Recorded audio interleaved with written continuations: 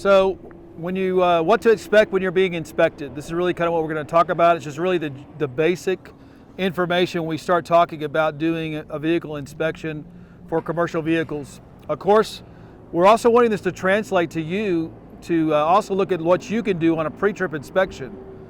And not only just because when you leave the yard in the morning, but also even just before you, on a lease road for a while, you're about to get back on the main highway again. This would be a good time to do this one more time to make sure everything is working, because this is the stuff that we're going to be seeing when we go down the road to make a decision on whether we're going to inspect someone or not. By having a violation, you're making yourself very much a candidate to be pulled over and at least to have an inspection done. So this is some of the stuff that we're going to be looking for. So mainly we're going to have all the lights turned on. Number one, every commercial vehicle that has a light, even though it's during the daytime, it's not required, but it is required to work. So in an inspection, we're going to inspect those items. And so the only things that would come up on you like driving is if you turn on a turn signal and it didn't come on and work, that'd be a reason why I'd pull you over, is because it should be working. Now, during the day, you're not going to have your running lights on, so I don't know if it works or not, but once I get into an inspection with you, if it doesn't work, then it becomes a violation.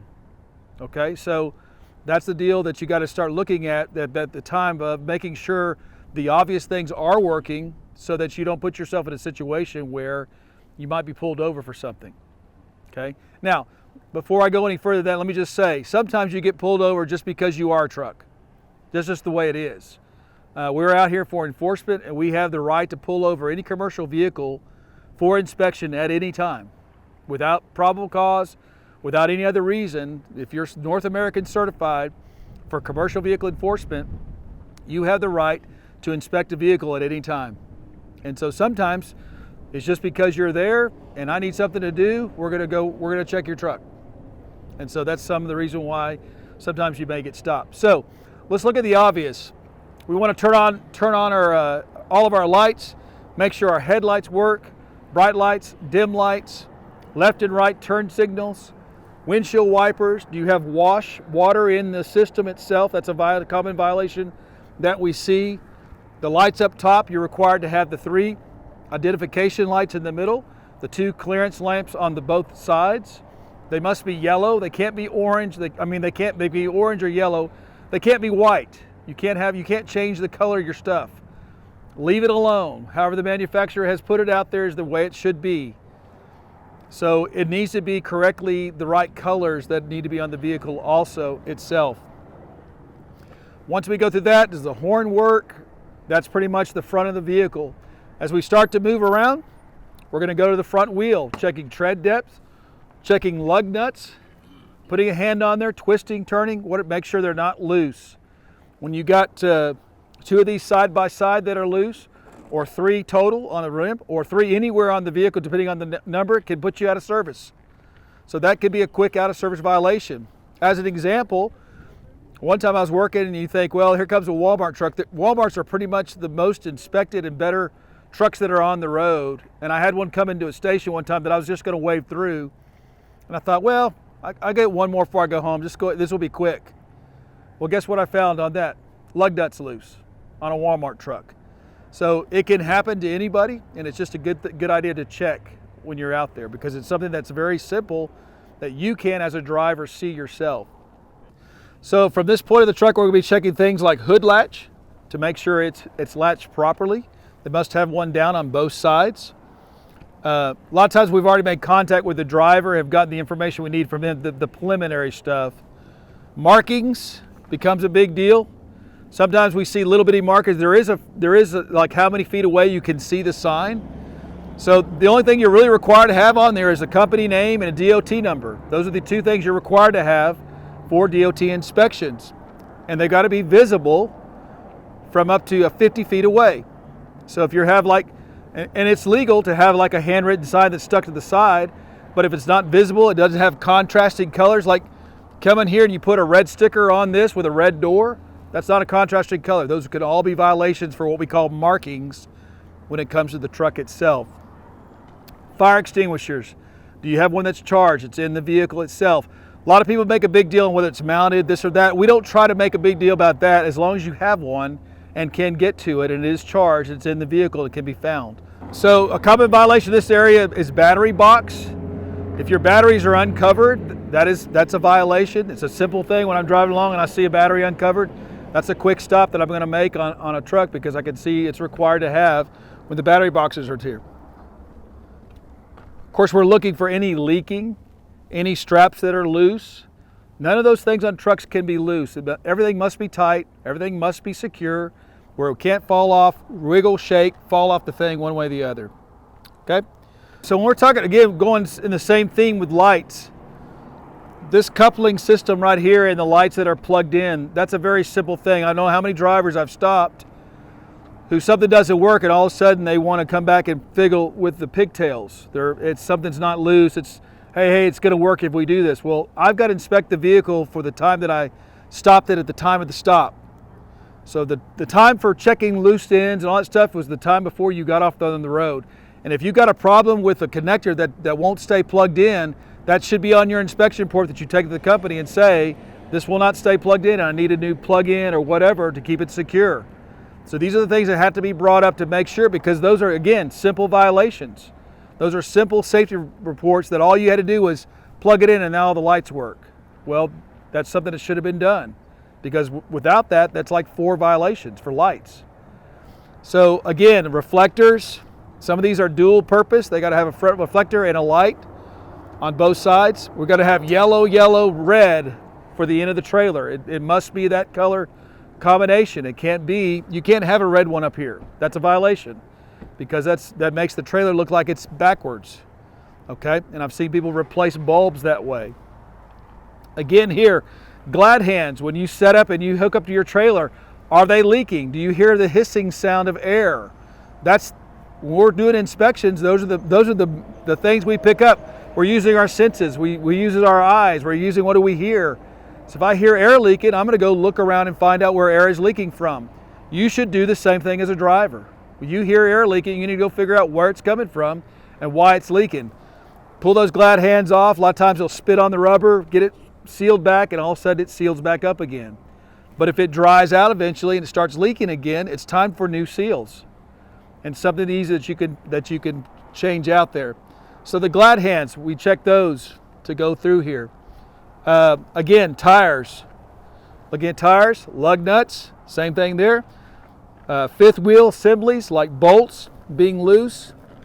Here on the trailer frames, things that are laying loose on top of the cab itself that could bounce off, go into the roadway, that are not secure. It could be something as simple as a bungee cord to secure it with, as long as it's secure. But small items like a cap, something that could actually bounce off and blow, get in someone's windshield, tear something up, those are all things that we're trying to prevent from happening. Of course, we're going to be looking at the integrity of the vehicle itself. Is the tank leaking? Are there something wrong with the ribs and the seals and some things of that nature? Again, very obvious things that we're trying to pick out. We're not going through this with a microscope. We're looking for just things that we can see. Reflector tape. You must have 50% of this must be covered with reflector tape. If half of it is peeled and it's not reflective anymore, if there's less than 50% of that covering this trailer, then it's a violation of the law. And it must be changed out at that point. At this point of the inspection, we would probably come here and we would check in the lights of the tractor. Left and right turn signals, brake lamps, stop lamps, all those things that we're doing, emergency hazard lamps. Make sure all of that stuff is working. Mud flaps. Not required to have a mud flap, but if you have this bracket here that's attached, the safety tape is required to have there unless it's lighted or has reflectors on it, something that allows you to know it's there. Okay? But when this is connected, this is not required. The mud flap's not required in this situation. Going down the tank here, again, making sure we're looking at the integrity of the trailer itself. Side marker lamp is required. Does it work? Is it operating? We're going to have the driver turn off his hazards, because a lot of times the emergency side will work, but it won't stay plugged in, or it's not working because it's not on the hazard side. So we'll have him turn off the hazard, check the lights, and make sure all that stuff is working. This is notorious for us to just throw stuff in, going from place to place. This is the example we saw this morning. this bounces off and goes through someone's windshield, it could be a problem. So if you have storage capabilities, why not put stuff inside there that can be secured? The rest of this can be tied down in some way with a bungee strap or whatever. But those are things that we want to watch out for, that we're doing an inspection for. As we move ourselves back here, again, when this is not here, this is easy to see, but you can actually look at leaf springs. You can look at, sometimes you can even see the brake push rod measurements of how far that rod is moving just by looking through under here. Now you might have to have another driver press the brakes for you so you can see that.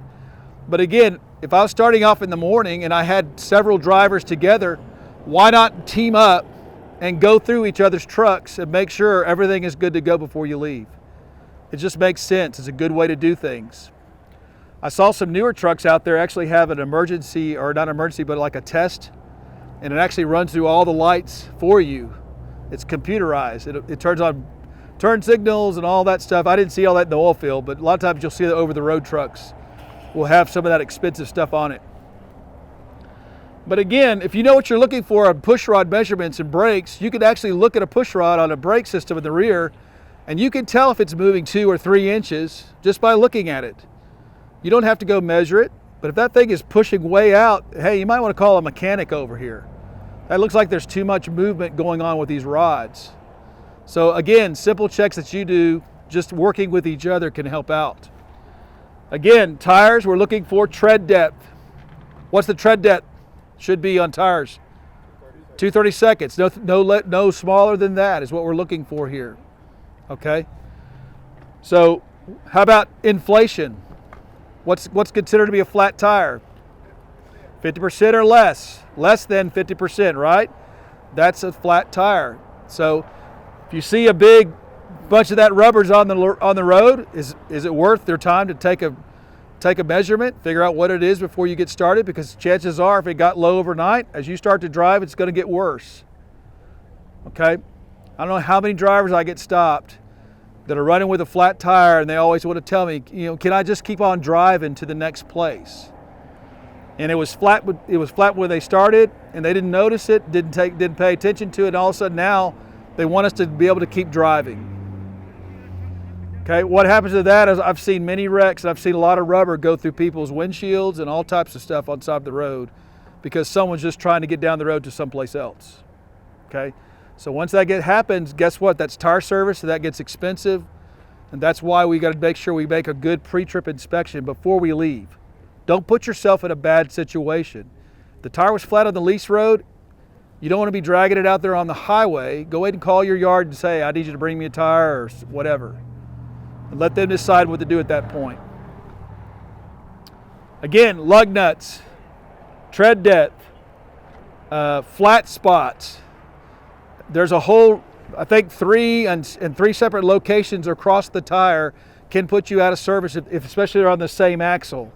That can be out of service violation. So usually a tire by itself, usually not out of service. Well, that flat tire is, by the way. Once it's flat, that's an out of service. But you get tread depth problems in 3 different locations, and that tire starts looking bad. You got to get your company on it and start looking at it and say, hey, look, this needs to be changed or moved to someplace else or moved around on the axles or whatever. But it might be just time for it to replace it. Okay?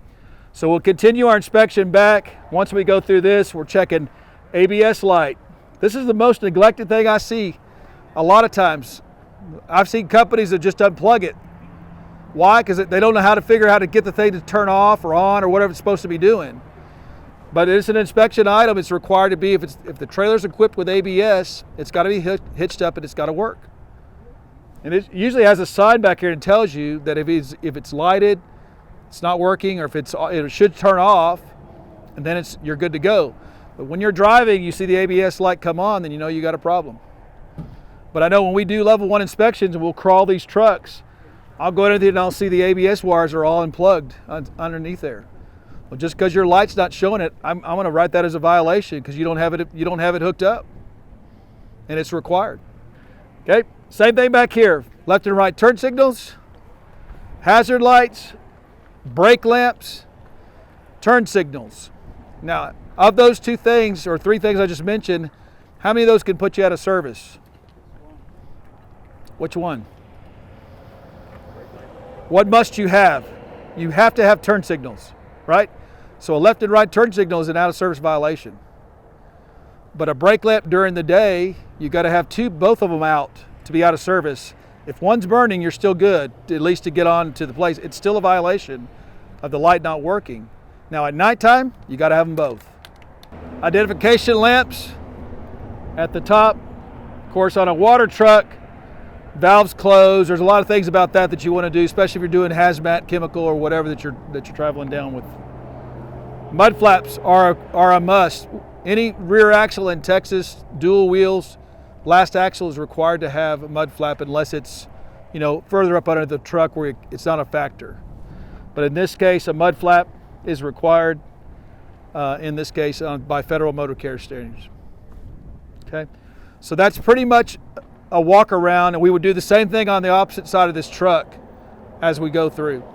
One of the things let me go back and talk about that, because when we start dealing with the driver, it's very important that you keep your information organized. If your company doesn't do a notebook where they have, I've had drivers before where I pull them over and they're digging through their sun visors, and I get all these loose all this paperwork they hand me, and what happens is half of it is all expired and the other half he has no idea what he's giving me. And so I'm over there in the wind trying to dig all this stuff, and crap's blowing out everywhere, and it just becomes a nightmare, and I get frustrated when that happens. So I tell drivers that if you want to get off on a good foot with enforcement, then keep your stuff professional. Know what you're looking for, what is required for you to have. Your registration for the truck and trailer. Texas cab card. If you're Texas registered, you got to have a Texas cab card. Inside, it basically proves your insurance to me. So if I see one, I don't have to see the insurance, because I just need to see the Texas cab card. That proves to me that you have insurance. So inspection, an annual inspection for your truck and trailer. Are those in there? You should be able to go through that book and just simply zip, zip, zip, zip, zip, and I'm done. I saw everything I need to see. So having that information correct and making sure the drivers are taking the time to remove the old stuff, throw it away, get the new stuff in there and put it in the right order and have it correctly done. It might be something you could even do in your companies about even go to your drivers, and part of their evaluation as a driver, are they keeping their information up to date? Correct. Is it all good? Of course, driver's license we need to see. And it has to be the appropriate driver's license for what they're operating. This is a Class A, CDL is required here. If there's a single vehicle over 26,000, then it's required to have a Class B driver's license. CDL if they're making money, doing what they're doing, or driving a bus for somebody or whatever. It's pretty simple. But what we catch a lot of times, I'll catch these guys that'll be driving let's say they're driving like a 20,000 pound truck, towing a 10,100 pound trailer in the back. It's like one of those lighting companies that's driving a big truck. Well, that guy's behind the wheel with his Class C driver's license, right? So he's still good, except for now we got a combination. Got a trailer over 10,000, and I've got the combinations over 26. He's now put himself in a CDL Class A driver's license class, whereas normally he would be pulling that trailer and just be able to go down around with a Class C.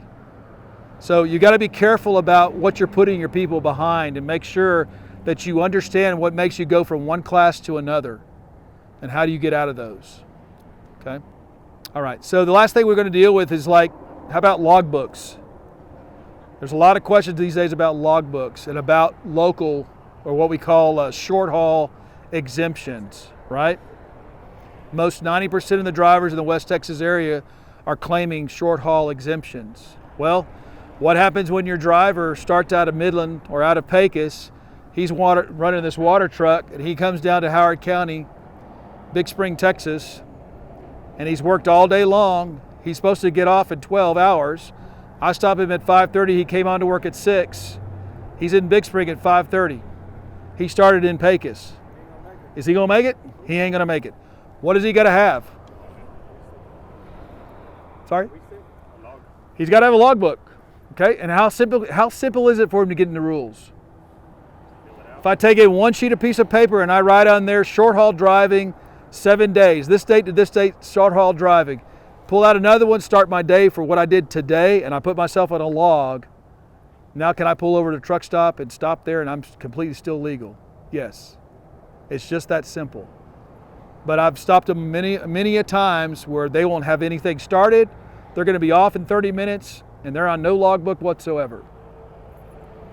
So when you know you're not going to make it home, time to pull over, start filling out that information and get yourself legal so that you can move on from there and don't make this into a situation. Because at the time I stop him at 5:30, he's not in violation. If I got him at 6, he's bought and paid for. He's out of service, game over. But what's going to happen is I'm going to note it, I'm going to write it on my inspection that the guy was at 5:30 still in Howard County and he was supposed to be back in Pecos. Well, what happens is when you guys get a safety audit, and those auditors come in and see that information and they go back and pull and see that he didn't make it home and there is no logbook for him, violation to the company. And so what we can affect you for is hundreds of dollars. These auditors come in, thousands of dollars. We're talking about thousands of dollars of fines that come from that. So your drivers need to be aware of how to keep themselves legal. How do I keep myself legal if I find myself in this situation? Okay? Now they're out of time basically. That 12th hour, they're done. They're bought and paid for. So they need to be over, stopping what they're doing or being headed to that truck stop. But they can make themselves legal to be able to start the next day very easily by just having a logbook. Filling out that 7 days, do that day you're on, start the next day with a new log until he gets back to his company, turn that paperwork in, and now you're back to short haul again. All right. Okay. Really the whole thing about this today is to try to let you be doing better at policing yourselves. Our mission with Texas Department of Public Safety is to get voluntary compliance. What helps us out is when you're doing everything you can to be safe.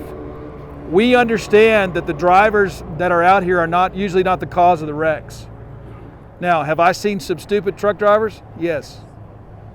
Have I been driving along and have a water or a sand hauler pull out in front of me crossing a 2-lane road because they didn't want to gear down and stop? They wanted to be able to just coast through and keep on moving down the road. They thought they had enough time? Yeah. That's the kind of behavior that we've got to stop. We've got to get them to make sure they're doing everything they can to make themselves safe. And it starts with us, you guys, in the industry.